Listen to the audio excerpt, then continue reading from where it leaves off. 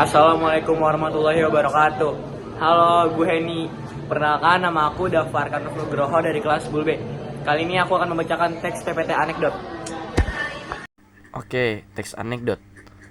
Table of content dari pembelajaran ini yaitu ada pengertian, fungsi dan tujuan, struktur, ciri kebahasaan, contoh, dan kesimpulan. Yang pertama ada pengertian. Teks anekdot adalah cerita singkat yang menarik dan lucu, biasanya mengenai orang penting atau terkenal, dan isinya mengandung kritikan atau sindiran terhadap suatu kebijakan, layanan publik, atau fenomena sosial.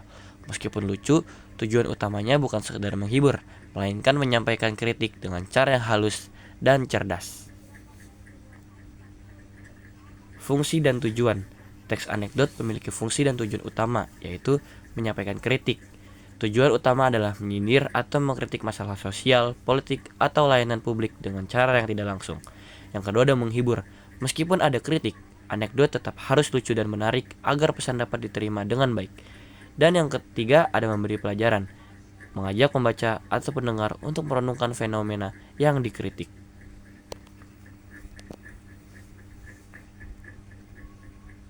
Struktur. Yang pertama ada abstraksi.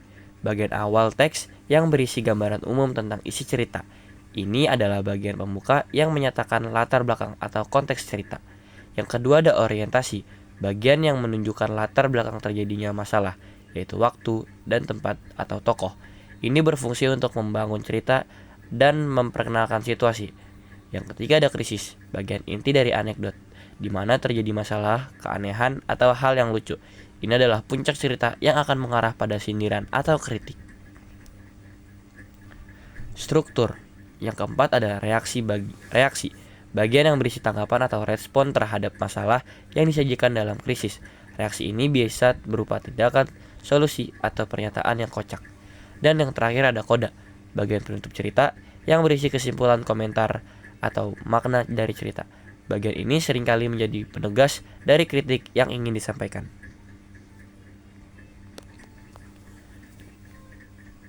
Ciri kebahasaan anekdot. Yang pertama menggunakan kalimat langsung untuk menirukan dialog antar tokoh agar cerita lebih hidup. Contoh, Pak Guru bertanya, "Mengapa kamu terlambat?" Yang kedua menggunakan kalimat retoris, kalimat pertanyaan yang tidak membutuhkan jawaban.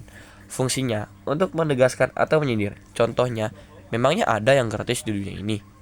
Dan yang ketiga ada menggunakan konjungsi waktu atau temporal, kata penghubung yang menyatakan urutan waktu kejadian.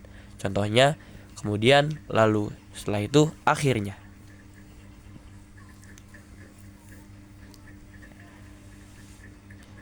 Ciri kebahasaan yang keempat ada menggunakan kata keterangan waktu lampau untuk menunjukkan bahwa cerita terjadi di masa lalu. Contoh, suatu hari, pada zaman dahulu, beberapa tahun lalu, dan yang terakhir ada menggunakan kata kerja aksi atau verba tingkah laku. Kata kerja yang menunjukkan kegiatan atau tindakan. Contoh, berjalan, membaca, tertawa, dan melaporkan. Contoh anekdot. Judul hukuman juru parkir. 1 ada abstraksi. Suatu siang, seorang juru parkir di pusat perbelanjaan kepergok oleh petugas karena ia tidak memberikan karcis parkir kepada salah satu pengunjung. Yang kedua ada orientasi. Petugas itu langsung menghampiri juru parkir yang tampak santai. "Kamu saya tangkap karena telah melanggar aturan," kata petugas dengan tegas. Juru parkir itu hanya cengar-cengir. Yang ketiga ada krisis atau komplikasi.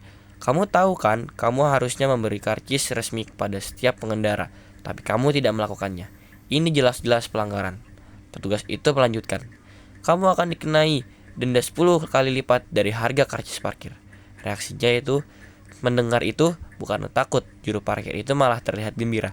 Ia mengeluarkan dompetnya dan memberikan sejumlah uang pada petugas. Petugas itu bingung, "Loh, kok kamu malah senang?" Juru parkir menjawab sambil tersenyum, "Tentu saya senang, Pak. Kalau saya didenda 10 kali lipat, berarti hari ini saya sudah dapat 11 kali lipat dari penghasilan yang seharusnya." Dan terakhir ada koda. Petugas itu terdiam, menyadari bahwa denda tersebut ternyata tidak efektif untuk juru parkir yang nakal, karena uang denda tersebut toh tetap berasal dari uang yang ia dapat secara tidak benar. Kesimpulan, teks anekdot didefinisikan sebagai cerita naratif pendek yang menarik dan lucu, namun memiliki fungsi yang jauh lebih dalam daripada sekedar menghibur. Ia adalah sarana kritik sosial yang cerdas. Struktur anekdot bersifat wajib, dimulai dari abstraksi sebagai pembuka dan orientasi sebagai pengantar latar, lalu memuncak pada krisis inti cerita yang memuat masalah, kelucuan, atau keanehan yang disusul oleh reaksi sebagai tanggapan kocak. Seluruh cerita keanehan yang disusul oleh reaksi sebagai tanggapan kocak ditutupi oleh koda yang bertugas menegaskan kembali substitusi sindiran atau pesan yang ingin disampaikan.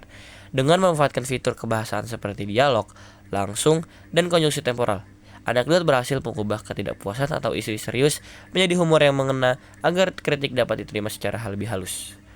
Terima kasih sudah menyaksikan. Terima kasih sudah menyaksikan.